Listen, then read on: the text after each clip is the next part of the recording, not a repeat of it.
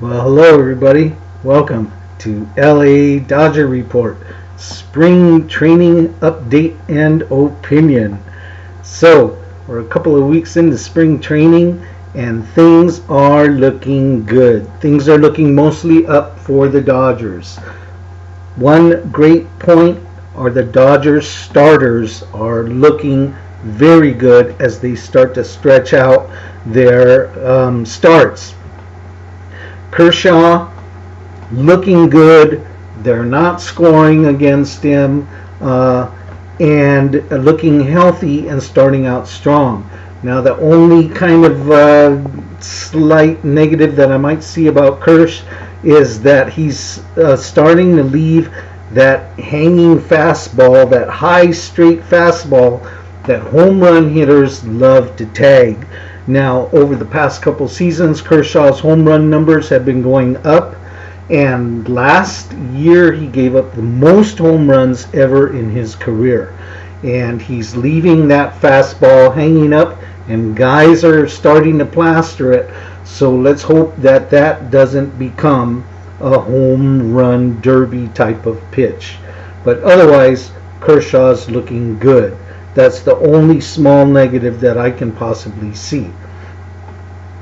Yesterday, Alex Wood got a great start. He went 4 innings scoreless, only gave up 2 hits, 5 strikeouts, not a single ball in the air. All of his outs were on the ground, with the exception of those 5 Ks. So looking very good. Alex Wood looking great. Kenta Maeda now Kenta, you might remember, was a starter who was turned into a reliever for the World Series, and he did very well in the World Series as a reliever. But he wants to be a starter. Part of it, yes, is ego because he considers himself a starting pitcher.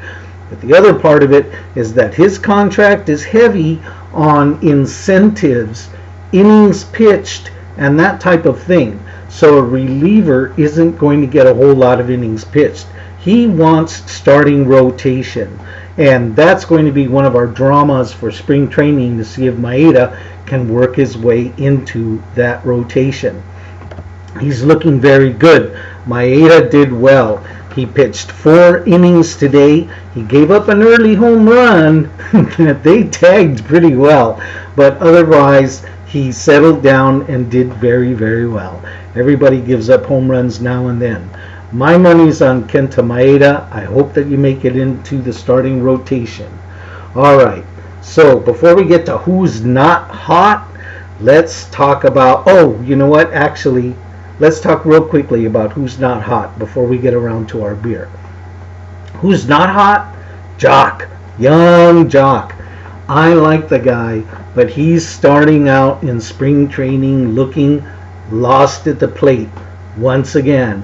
Now, Jock came up big time in the World Series and was a World Series hero, but before that, he really wasn't doing very well during the regular season. He can't quite find his swing, and it's continuing through this spring. He's got a different batting stance, a different place to stand in the box every time he comes up, and it's just not paying off for him. So, yikes on Jock.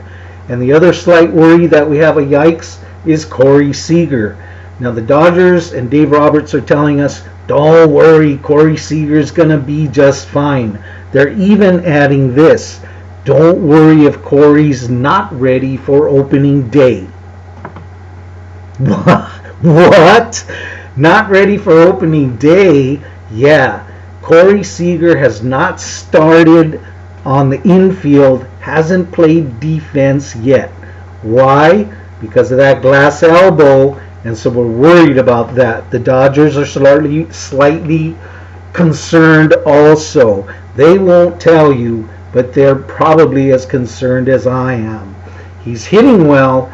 When they play American Leagues teams, he's the DH, and we're not worried about his hitting, but we're worried about that arm on the infield throwing. Monday, he's scheduled to get his first start on defense. We shall see what happens. Now, before we get into our next and final bit about good news for the Dodgers, and really good news. Here's some good news. We've got an interesting beer to try today. This is Insane in the Grain. This is an IPA that comes from Belgium. All right. Now, Belgian beers are pretty good, and I like the Belgian styles, but they're a completely different style than an IPA. And here are the Belgians putting a twist, I suppose, on what's become a very big style in America, the IPA. So we've got Insane in the Grain from Tool. Not sure how to pronounce that, but it's got that O with a little line through it. Toll. I think of Andrew Tolsky. Andrew Tolls. So in honor of Andrew Tolls, we're trying this beer today. Let's give it a shot, eh? This is they call it a rustic IPA. I'm interested not only because it's an IPA from Belgium, but also because it's a rustic. What the heck is a rustic IPA? We're about to find out. And I'll tell you what, thank you to the Belgians, they don't make light beers very often, and this one isn't very light either.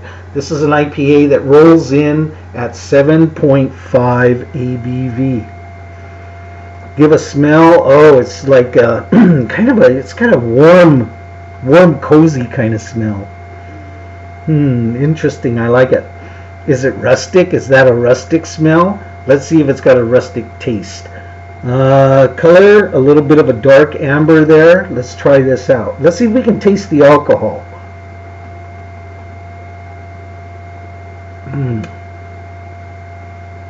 Took 2 big swallows.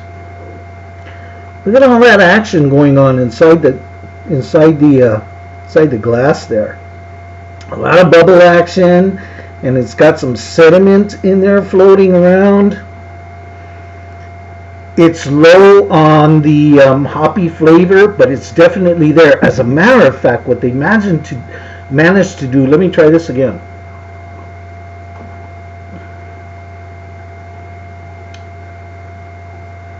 Wow, that's a really interesting beer. I'm already recommending. I'm not even telling you about it, but I'm telling you to try this beer. This is really interesting. It starts out with the hops up front. You can taste them. They're there. They're not real strong, but it lets you know that it's an IPA. And somewhere in the middle is a mid flavor that I haven't quite identified yet. Maybe that's the rustic. And it finishes off with the hops, kind of tails off with hops. Interesting.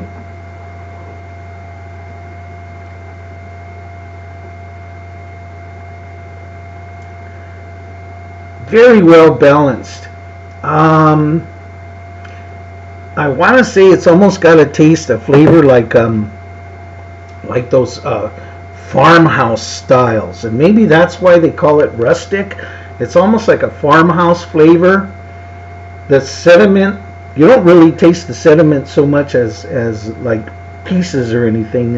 If you've never had a beer that's got a lot of sediment in it, you don't really taste those as particles.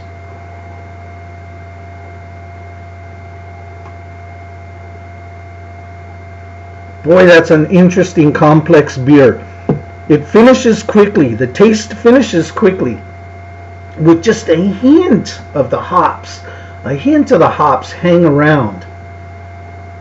Not strong on the hops, but it starts out kind of strong.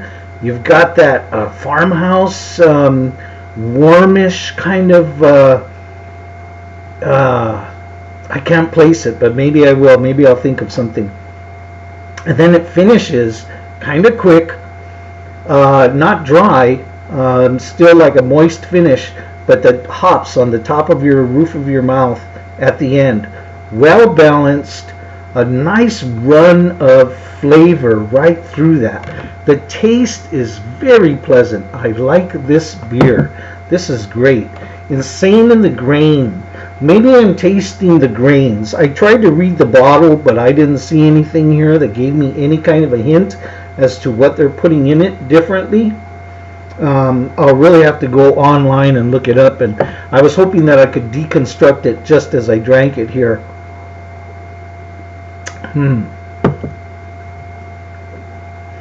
Boy, that middle flavor is really interesting.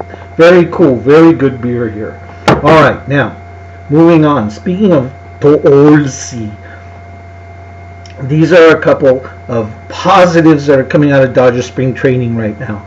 The Bison Power. Who knew? When we got Matt Kemp, we were thinking, oh, Dodgers are going to flip him quickly and so on. And I still kind of think the Dodgers might be looking to trade him. Who knows? But he's making it really hard to trade him. Bison is doing very well. Coming into today's game, he was batting .333. He's got 3 home runs on the spring.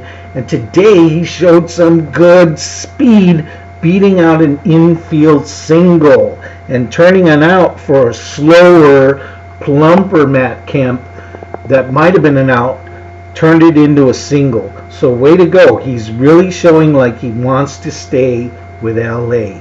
We'll see about that. Tolles doing very well also. He is second overall on the team in RBIs in spring training. So he's number 2 in RBIs in spring training. So that's something.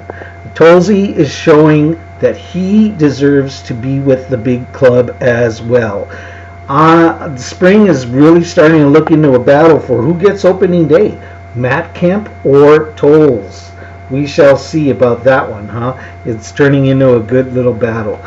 Finally, who's the leader in RBIs in spring training?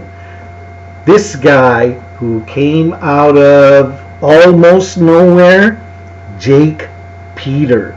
Look out for Jake Peter. He's batting gangbusters in spring training. He's got something like 12 RBIs. He's leading the team in that all-important RBI category. So he's making his mark, and he's looking very good with the Dodgers. Dodgers youth looking great. Kyle Farmer also continuing to tear it up during the spring. He had a very good day today as well. So here's to Toolsi, this Belgian beer. Very good, well balanced, just enough hops. They're not heavy, and the taste is very pleasant. Boy, this is a great beer. The Dodgers are having a great spring training. Thanks. I hope that you thought today was a great video, and we'll see you again next time. Peace.